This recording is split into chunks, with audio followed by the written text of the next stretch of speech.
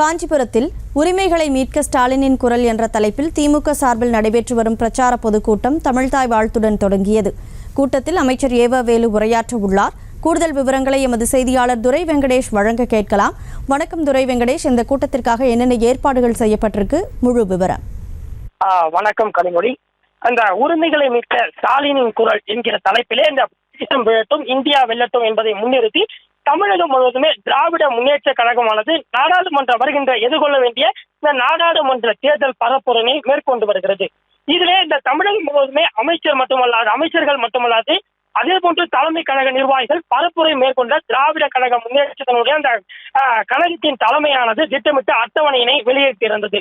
அந்த வகையிலே இன்று காஞ்சிபுரம் காந்தி ரோடு பகுதியில் இருக்கக்கூடிய அந்த தேரடி வீதியிலே இந்த நாடாளுமன்ற தேர்தல் பரப்புரை கூட்டமானது தற்போது தொடங்கி இருக்கிறது.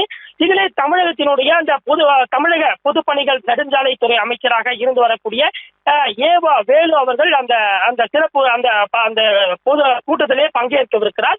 அதே போன்று சுமார் இன்னும் சற்று நேரத்திலே அவர் இந்த நிகழ்ச்சியிலே கலந்து கொண்டு சிறப்புரையாற்றவும் இருக்கிறார். இதனைத் தொடர்ந்து இந்த நிகழ்ச்சியிலே இந்த தமிழக சிறு குறு மற்றும் நடுத்தர தொழில் நிறுவனங்கள் துறையினுடைய அமைச்சராக இருந்து வரக்கூடிய தாமோ அன்பரசன் அவர்களும் பங்கேற்றிருக்கிறார்கள். இந்த நிலையிலே சற்று முன்னர் இந்த நிகழ்விலே இந்த முதலாக இந்த அண்ணா பிறந்த மண்ணிலே இந்த தமிழ்தாய் வாழ்த்துடன் அந்த திமுக கூட்டமானது துவங்கி இருக்கிறது.